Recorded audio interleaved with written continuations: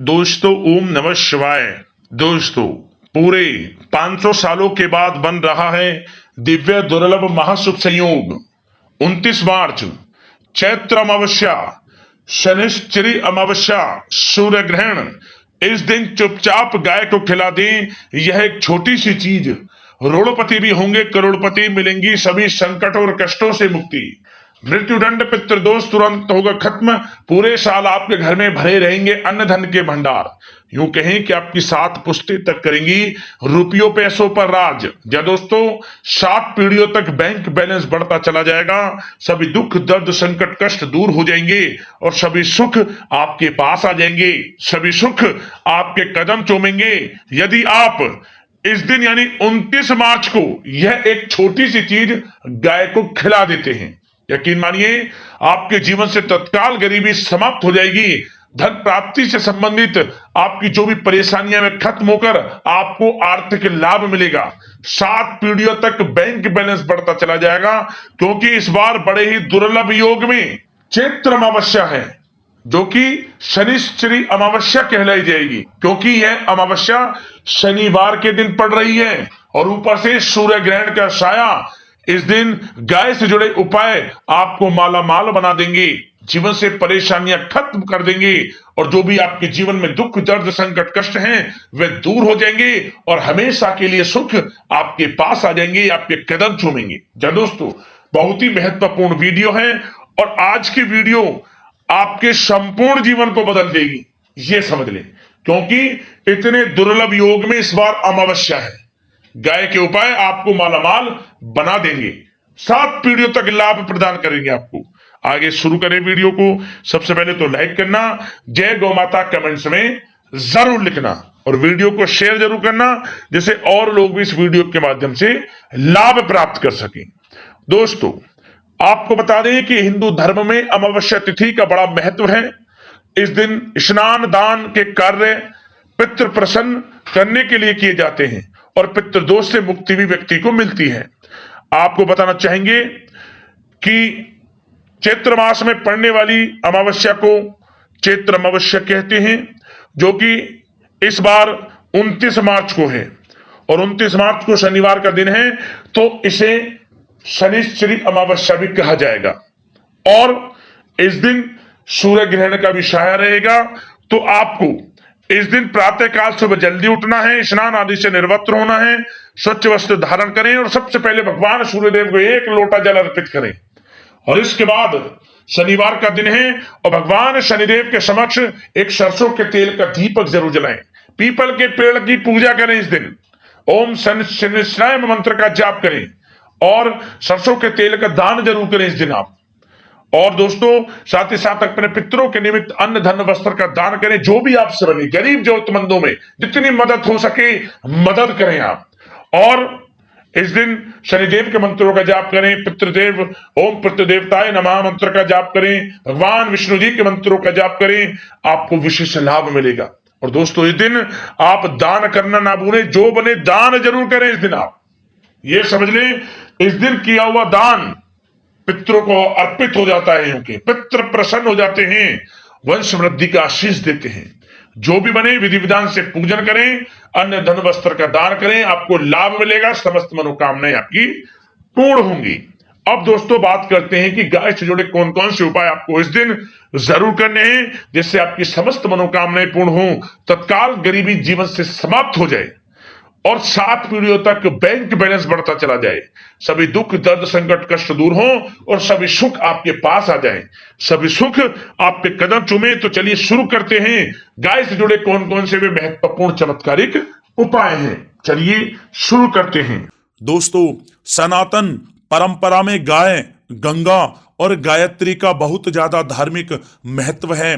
मान्यता है कि गौ माता के शरीर पर 33 कोटि देवी देवताओं का वास होता है। गौ माता की सेवा एवं पूजा करने वाले जातक पर इन सभी देवी देवताओं की कृपा बरसती है।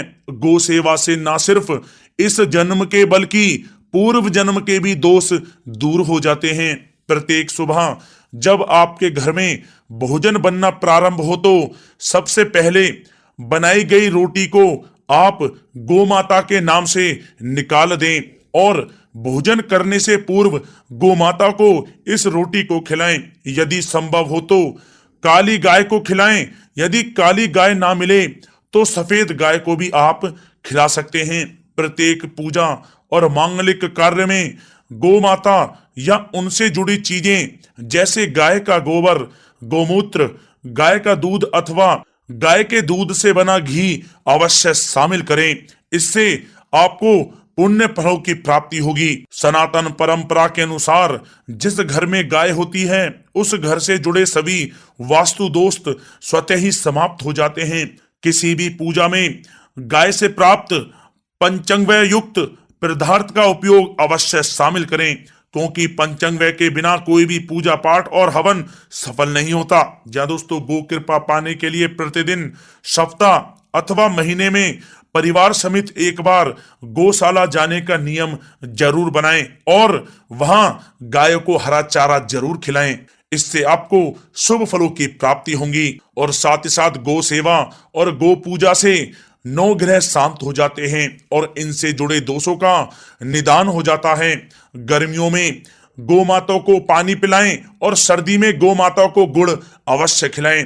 ध्यान रखें कि गर्मियों में गाय को गुड़ ना खिलाएं। अनेक देवी देवताओं को अपने शरीर पर धारण करने वाली गौ माता से जुड़े कई शुभ और अशुभ संकेत भी होते हैं।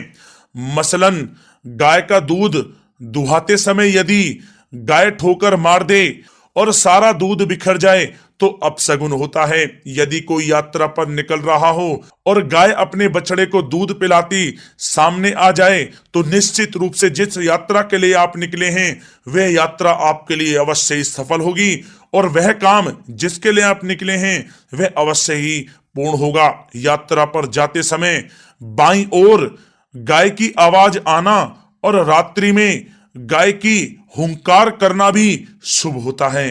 दोस्तों, साथ ही साथ गाय के साथ आप भूलकर भी ये काम ना करें, अन्यथा मिलता है घोर नरक और जीवन भर की परेशानियां।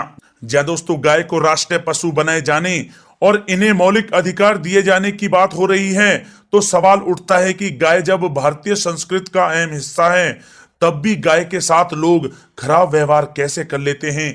गाय दर दर भटकती रहती है, भरपेट इन्हें चारा तक लोग नहीं देते।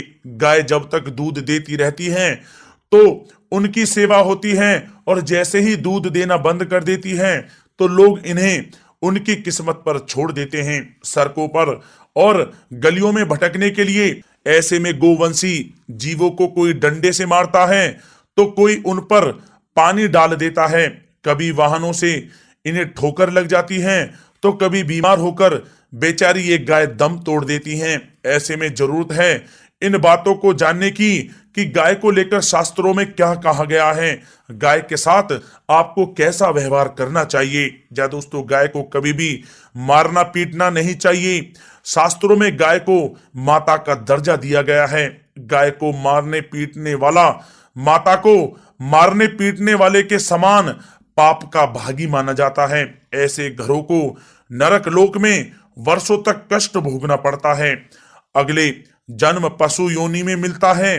कथा है कि गौतम मुनि ने गलती से गाय को डंडा मार दिया था जिससे गाय की मृत्यु हो गई थी और इस पाप से मुक्ति के लिए इन्हें वर्षों तक तपस्या करनी पड़ी।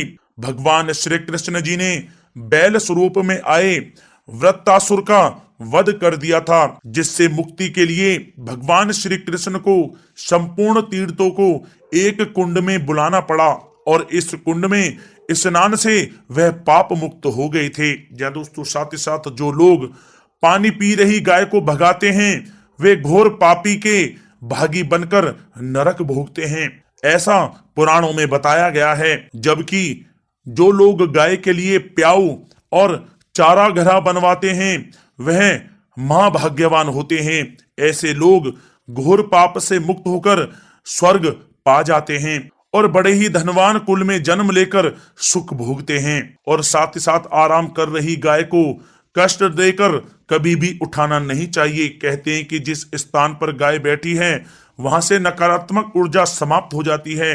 गाय के बैठने की जगह को जो लोग नियमित साफ रखते हैं वे पूर्व जन्म में किए गए जाने अनजाने में पापों से मुक्ति हो जाते हैं और गोलोक में स्थान पाते हैं। गाय को डंडा मारकर उठाना, पानी डालकर उठाने से मनुष्य पाप का भागी बनता है और अगले जन्म में उसे दर दर भटकना पड़ता है। और साथ ही साथ शास्त्रों में बताया गया है कि गाय का दूध उसके बछड़े के लिए होता है। गाय के बछड़े से बचा हुआ दूध ही मनुष्य को लेना चाहिए, लेकिन कुछ लोग एक बार गाय को दूह लेने के बाद फिर से बछड़े के लिए बचा हुआ दूध भी दूह लेते हैं। ऐसा करना घोर पाप कहा जाता है। ऐसे दूध को दुहाने वाला और ग्रहण करने वाला दोनों ही पाप के भागी बन जाते हैं। दोस्तों, साथ ही साथ शास्त्रों में कहा गया है कि गोवंश यानी गाय और बैल के पीठ पर नहीं बैठना चाहिए। इनके पीठ पर बैठने से महापाप लगता है। ऐसे लोगों को नरक की यातना भोगनी पड़ती है। एकमात्र महादेव के अंश के उत्पन्न नंदी ही गोवंशी हैं, जिस पर स्वयं महादेव और महादेवी सवारी करती हैं, क्योंकि नंदी ने स्वयं अपनी इच्छा से महादेव की सवारी बनना स्वीकार किया था। और साथ ही साथ शास्त्रों में गाय के दान को बहुत ही महत्व दिया गया है, लेकिन ऐसी गाय का दान कभी नहीं करना चाहिए जो बूढ़ी और बीमार हो। कठोपनिषद में नचिकेता की कथा भी इस संदर्भ में है कि जिस नचिकेता ने पिता द्वारा बूढ़ी गाय को दान करने पर आपत्ति जताई थी, दूध देने वाली और बछड़े सहित जो लोग गाय का दान करते हैं वह महान पुण्य को प्राप्त करके स्वर्ग में स्थान पाते हैं। दोस्तों, साथ ही साथ सूर्य, चंद्र, मंगल या शुक्र की युति राहु से हो तो पितृ दोष होता है। यह भी मान्यता है कि सूर्य का संबंध पिता से एवं मंगल का संबंध रक्त से होने के कारण सूर्य यदि शनि, राहु या केतु के साथ स्थित हो या दृष्टि संबंधी हो तथा मंगल की युति राहु या केतु से हो तो पितृ दोष होता है। इस दोष से जीवन संघर्ष में बन जाता है। यदि पितृ दोष हो तो गाय को प्रतिदिन या किसी भी एकादशी को या किसी पूर्णिमा के दिन या अमावस्या को रोटी, गुड़, चारा आदि खिलाने से पितृदोष समाप्त हो जाता है। साथ ही साथ देसी गाय की पीठ पर जो ककुद कुबड़ होता है वह बृहस्पति गुरु हैं। अतः जन्म पत्री में यदि बृहस्पति अपनी नीच राशि मकर में हो या अशुभ स्थिति में हो तो देसी गाय के इस बृहस्पति भाग एवं शिवलिंग रूपी कुबड़ के दर्शन करने चाहिए। गुड़ तथा चने की दाल रखकर गाय को रोटी भी दें, इससे आपको शुभ फलों की प्राप्ति होगी। और साथ ही साथ यदि आप रास्ते में जा रहे हों और सामने से गौ माता आती हुई दिखाई दें तो गौ माता को आप अपनी दाहिनी ओर से जाने देना चाहिए। आपकी यात्रा अवश्य ही सफल होगी। और साथ ही साथ यह संकेत भी जान लें, यदि आप यात्रा पर जा रहे हैं और सामने आपके गाय पड़ जाए अथवा अपने बछड़े को दूध पिलाती हुई सामने गाय दिखाई दे जाए तो समझ जाना कि वह यात्रा आपके लिए अवश्य ही सफल होगी। और साथ ही साथ जिस घर में गाय होती है उसमें वास्तु दोष स्वतः ही समाप्त हो जाता है। और साथ ही साथ आपको बता दें कि गाय को आप जो भी रोटी बनाएं प्रतिदिन ताजी रोटी ही बनाएं। गाय को अगर आपने रोटी बनाई है तो कोशिश करें कि उस रोटी को आप तुरंत ही गाय को दे दें। अगर आप उस रोटी को रख देंगे और उस रोटी को अगले दिन देंगे तो वह रोटी बासी मानी जाएगी। गाय को कभी भी बासी रोटी ना दें, इससे घर में नकारात्मक ऊर्जा वास करती है और जो भी कार्य आपके बनने वाले होंगे वह कार्य भी आपके बिल्कुल भी नहीं बनेंगे। इससे आपके घर में हमेशा दरिद्रता का वास रहेगा और आप जिस भी कार्य को करेंगे उस कार्य में आपको हमेशा असफलता ही हाथ लगेगी। इसलिए कोशिश करें गाय को रोजाना ताजी रोटी बनाकर खिलाएं और रोटी को बिल्कुल ना रखें, बासी रोटी गाय को ना दें। और साथ ही साथ सड़ी गली चीजें गाय को नहीं खिलानी चाहिए कि घर में कोई फल है, कोई सब्जी है, सड़ जाए तो लोग क्या करते हैं गाय को खिला देते हैं। नहीं, ऐसा नहीं करना चाहिए। ऐसा करने से यदि आप गाय को खिलाते हैं तो और आप पाप के भागी बन जाते हैं। आप बिल्कुल भी सड़ी गली चीजें गाय को ना खिलाएं। और साथ ही साथ आप आटे की 11 लोइयां बनाकर उनके ऊपर हल्दी लगाएं। इसके बाद आप उन 11 लोइयों को एक एक करके गाय को खिलाएं। प्रत्येक लोई को खिलाते समय गाय के सींगों पर आप हाथ फेरें, पीठ पर हाथ फेरें, मस्तक पर हाथ फेरें, माता गाय के आप चरणों के स्पर्श करें। जहां दोस्तों ऐसा करने से आपके समस्त कार्य बनने लगेंगे। जो दुख का समय चल रहा है वह भी समाप्त होगा। आपके जीवन में खुशियां खुशियां होंगी। और एक बार आप 7 बार गाय की परिक्रमा भी कर लें तो आपके समस्त कार्य पूर्ण होंगे। और साथ ही साथ आप गाय को जब भी रोटी दें, रोटी पर या तो आप थोड़ी हल्दी लगा लें या थोड़ा गुड़ रख लें। अगर गुड़ ना हो तो आप थोड़ा मिश्री रख सकते हैं, थोड़ा घी रख सकते हैं। जहां दोस्तों गाय को कभी भी सूखी रोटी ना खिलाएं। सूखी का मतलब गाय की जो रोटी रखें खिलाएं उस पर कुछ ना कुछ रख कर खिलाएं। हल्दी रख लें, गुड़ रख लें, मिश्री, घी या जो भी रख लें, मतलब खाली रोटी नहीं खिलानी है। ध्यान इस बात का रखें, जब ही आपको शुभ फलों की प्राप्ति होगी। जी हाँ दोस्तों, ये थे गाय से जुड़े कुछ महत्वपूर्ण उपाय, कुछ बातें जिन्हें आपको ध्यान में जरूर रखना चाहिए। या दोस्तों वीडियो अच्छी लगी हो तो वीडियो को लाइक करें, ज्यादा से ज्यादा अपने दोस्तों में शेयर करें, चैनल पर नए तो सब्सक्राइब करें। जय गौ माता।